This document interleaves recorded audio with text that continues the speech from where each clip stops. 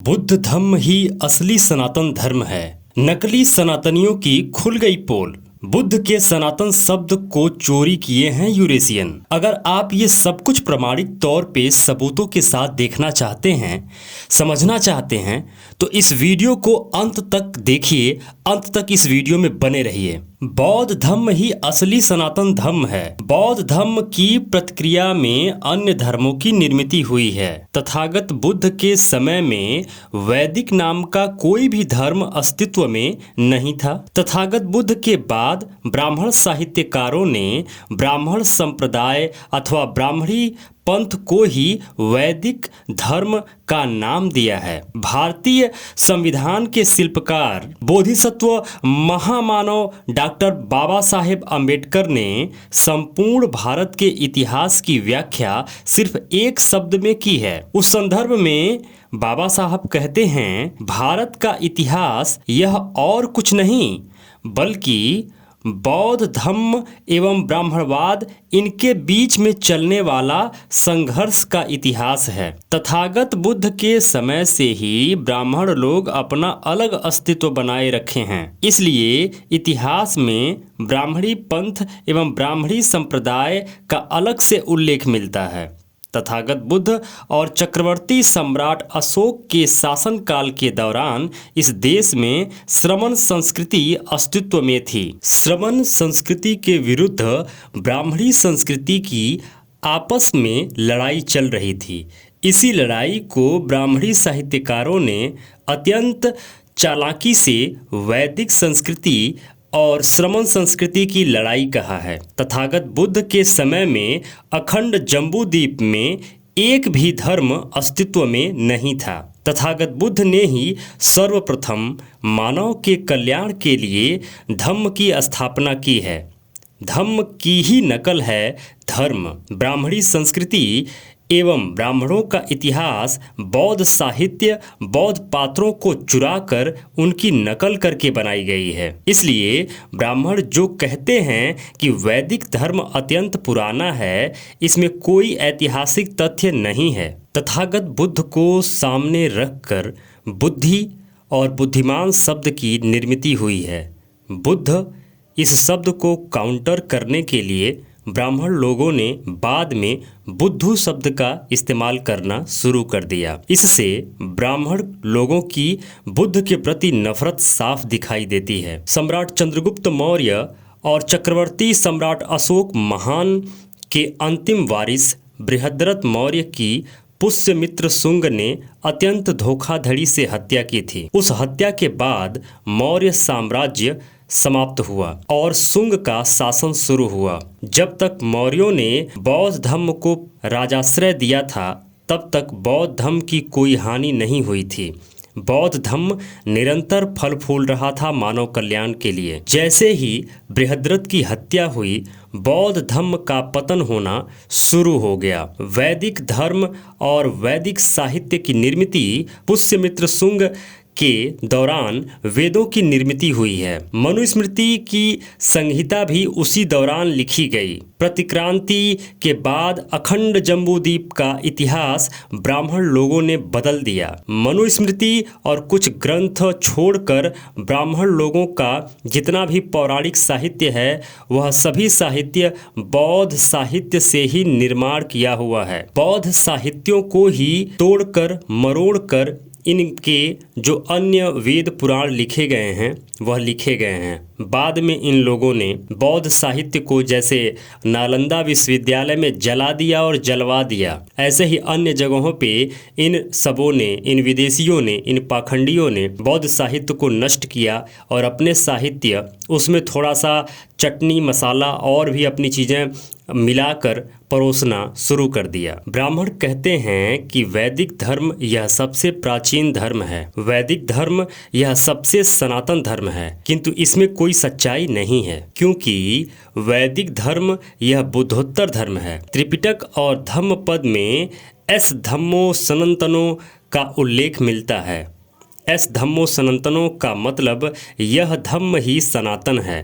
अर्थात बौद्ध धर्म यह सनातन धर्म है। तथागत बुद्ध के समय में सनातन नाम का कोई भी धर्म अस्तित्व में नहीं था। फिर एक बार मैं कह देता हूँ, तथागत बुद्ध के समय में सनातन नाम का कोई भी धर्म इस धरती पर नहीं था। इसका पुख्ता प्रमाण है और किसी के पास सबूत हो तो कमेंट में जरूर लिखे और हमें जरूर भेजे अगर किसी के पास सबूत हो तो। धम्म यह पाली भाषा सबसे प्राचीन शब्द है, किंतु संस्कृत में धम्म को ही धर्म कहना शुरू कर दिया गया। संस्कृत यह पाली भाषा से निकली हुई भाषा है। जैसा कि मैं आपको बताया हूँ कि संस्कारित की हुई भाषा, पाली को संस्कारित करके ही संस्कृत बना है, तो पाली का ही बच्चा है संस्कृत। सनातन इस शब्द का और धर्म का आपस में कोई संबंध नहीं है। सनातन और धम्म का संबंध है, क्योंकि तथागत बुद्ध स्वयं कहते हैं कि एस धम्मो सनातनो, अर्थात धम्म ही सनातन है। संपूर्ण भारत में बौद्ध धर्म को काउंटर करने के लिए अन्य धर्मों की निर्मित हुई है। आज का हिंदू धर्म ही कल का बौद्ध धर्म था, यही सच्चाई है। वैदिक धर्म सबसे प्राचीन धर्म है और यह सृष्टि के आरंभ से अस्तित्व में था। जरा बताइए। ऐसा पौराणिक कथाकार कहते हैं, यदि वैदिक धर्म यह सबसे प्राचीन, सबसे शक्तिशाली एवं सबसे सनातनी धर्म था, तो जब तथागत बुद्ध का धम्म संपूर्ण जम्बूद्वीप एवं एशिया खंड में फैल रहा था, तो वैदिक ब्राह्मणों ने उसे रोकने की कोशिश क्यों नहीं की? ये तो सोचना पड़ेगा ना। ब्राह्मण जिस यूरेशिया से भारत में आए थे, वहाँ पर उनका धर्म क्यों नहीं है? अगर सनातन धर्म इनका है, तो जब यह प्रमाणित है कि यह यूरेशिया से आए हैं, तो इनका धर्म यूरेशिया में क्यों नहीं है? इसका मतलब ये है कि जब यह यूरेशिया से भारत आए तो इनके पास ना कोई धर्म था, ना कोई धम्म था, कुछ नहीं था। यहाँ आकर चालाकी पूर्वक बुद्ध के धम्म को ही धर्म में कन्वर्ट करके यह लोग अपनी दुकान खोले हुए हैं। संपूर्ण विश्व में सिर्फ बौद्ध धर्म ही क्यों है? इसका मतलब यही हुआ कि बौद्ध धर्म ही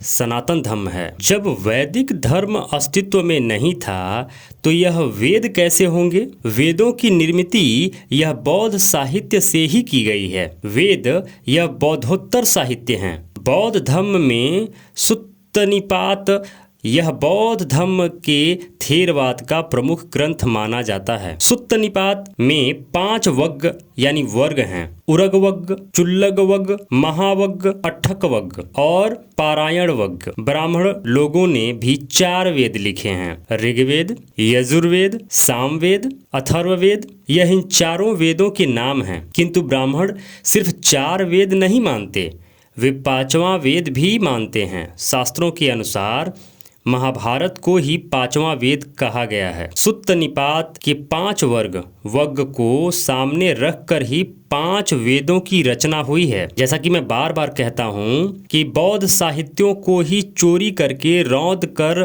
कन्वर्ट करके, बदल के सारे वेद पुराण इनके लिखे गए हैं, और जो भी चीज़ें उसमें ये इंक्लूड किए हैं वह टोटल फ्रॉड या गलत हैं, जो मानवता के लिए सही नहीं है। सुत्त निपात में जो वेदों का जिक्र मिलता है वह घुसपैठ के अलावा कुछ नहीं है। सुत्त को ही ब्राह्मण लोगों ने स्रोत, सूत्र और सुत्त कहा गया है। सुत्त निपात में प्रत्येक प्रकरण को सुत्त कहा गया है और वेदों में भी प्रत्येक प्रकरण को सुत्त कहा गया है। 4 वेद यह तथागत बुद्ध के बाद की रचना है। बौद्ध ग्रंथों को सामने रखकर ही ब्राह्मण लोगों ने पौराणिक ग्रंथों की निर्मित की है। दूसरी महत्वपूर्ण बात यह है कि चक्रवर्ती सम्राट अशोक महान और हमारे बौद्ध राजाओं के शासन काल में संपूर्ण भारत बौद्ध था। विदेशी, चीन, जापानीज, ग्रीक यात्रियों ने अपनी भारत की यात्रा में उसका विस्तृत वर्णन किया है। भारत की भूमि सिर्फ बौद्धों से भरी पड़ी थी, ऐसा उन यात्रियों का कहना है। क्योंकि बौद्ध साहित्य में बौद्ध धर्म को ही सनातन धर्म कहा है, अर्थात बौद्ध धर्म ही असली सनातन धर्म है। इस बात को हमें ठीक से समझ लेना चाहिए। तो इन सभी बातों से एक बात प्रमाणित होती है कि एक्चुअल में बुद्ध का धम्म ही सनातन है। सनातन इस सेंटेंस को विदेशी ब्राह्मणों ने सिर्फ चोरी किया है और खुद के लिए इस्तेमाल किया है।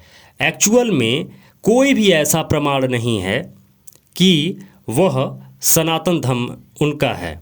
दरअसल अच्छा, इसको दूसरी तरीके से अगर देखा जाए तो सनातन जो सनातन सेंटेंस है यह विशेषण सेंटेंस है। सनातन जो शब्द है यह विशेषण शब्द है, यह संज्ञा नहीं है। तो धर्म का नाम संज्ञा से होना चाहिए। जैसे अगर एक रसगुल्ला है तो रसगुल्ला का संज्ञा क्या है? संज्ञा ये है कि वह उसका नाम है रसगुल्ला। और उसका विशेषण क्या है? विशेषण है कि वह सफ़ेद होता है, वह स्पंजी होता है, वह काफ़ी मीठा होता है। यह उसका विशेषता है, यह उसका विशेषण है। और नाम क्या है यानी संज्ञा क्या है कि वह रसगुल्ला है। तो सनातन जो सेंटेंस है यह संज्ञा नहीं है, यह धर्म का नाम तो हो ही नहीं सकता। कतई यह किसी धर्म का नाम नहीं हो सकता। सनातन जो सेंटेंस है ये नाम नहीं है, यह विशेषण है। तो यह तो अपने आप में एक बहुत बड़ी मूर्खता है कि सनातन को कोई धर्म कहे। एक्चुअल में यह किसी का नाम हो ही नहीं सकता, यह तो विशेषता है। ऐसे ही जैसे रसगुल्ले की विशेषता मीठापन है, स्पंजी है, ऐसे ही जो बुद्ध का धम्म है इसकी विशेषता है सनातन। मतलब कि बुद्ध ने कहा कि ऐस धम्मो सनातनो, मतलब ये कि बुद्ध का धम्म सनातन है। उसकी विशेषता है कि यह बहुत ही पुराना है, जो सदैव से रहा है, जो निरंतर सदैव से रहा है, वही सनातन है। तो जो मूर्ख और जो विदेशी ये कहते हैं कि उनका धर्म ही सनातन है, सबसे बड़ी मूर्खता तो वो यही कह देते हैं, यही कर देते हैं कि सनातन कोई धर्म पहली बात हो ही नहीं सकता। और हिंदू तो पहले ही नकारा जा चुका है, जैसा कि सुप्रीम कोर्ट ने अपने डिसीजन में बोला कि हिंदू नाम का धर्म है ही नहीं और ना ही इसका कोई अस्तित्व है। आगे बढ़ने से पहले मैं परिचित करा दूं, सेहॉक इंडस्ट्री या सेहॉक नाम की जो कंपनी है यह बौद्धिस्ट लोगों की कंपनी है। यह कंपनी जो भी प्रॉफिट कमाती है उसका 50% बुद्धिज्म के विकास के लिए खर्च कर देती है। तो मेरे मित्रों, आपसे निवेदन है कि सेहॉक कंपनी से जो भी आपको फैसिलिटी मिले या जो भी आप खरीदना चाहें, जो यह कंपनी लॉन्च करती है या सुविधाएं देती है, आप इस कंपनी के प्रोडक्ट को ज़रूर खरीदें। जो ये सुविधाएं देती है ये कंपनी, इस कंपनी की सुविधाएं ज़रूर लें। जो पैसा आप अन्य जगहों पे खर्च कर रहे हैं वो पैसा आप सेहॉक में ही खर्च करें, जिससे वह पैसा आपके हित के लिए पुनः खर्च हो जाएगा। सेहॉक के बारे में और अधिक जानने के लिए आप इसकी जो वेबसाइट है sehawk.com, sehawk.com पे आप जाइए और सेहॉक की विस्तृत जानकारी आपको मिल जाएगी कि सेहॉक किन किन विषयों पे अपने प्रोडक्ट लाती है और कौन कौन सी सुविधाएं देती है। मेरे मित्रों, इतना सारा रिस्क लेकर इतना सारा मेहनत हमारा बेकार चला जाएगा अगर आप इस वीडियो को शेयर नहीं करेंगे। तो जितना ज़्यादा हो सके, क्या आप इतना भी नहीं कर सकते? कम से कम अपने फर्ज का निर्वहन करिए। कम से कम आप इतना तो करिए कि जो हम इतना मेहनत से वीडियो बनाते हैं यह हमारे बाकी मित्रों तक पहुंच सके जो आज भी पाखंडवाद से ग्रसित हैं। कम से कम वह यह वीडियो देखेंगे, उनको समझ में आएगा कि एक्चुअल में वह किस खानदान से आते हैं, किस वंश से आते हैं, वह भारत के मूल निवासी हैं। पाखंडवाद में फंसना उनके लिए एक साजिश है और इस साजिश को वो समझ पाएंगे। तो प्लीज वीडियो को शेयर जरूर करिए, लाइक करके हमारा उत्साह जरूर बढ़ाइए और कमेंट जरूर करिए। हर हालत में कमेंट जरूर करिए कि आपको ये वीडियो कैसा लगा और किस टॉपिक पे आप वीडियो देखना चाहते हैं। और मेरे मित्रों, अगर आप आर्थिक तौर पे हमें सहयोग करना चाहते हैं तो स्कैनर लगा हुआ है स्क्रीन पे,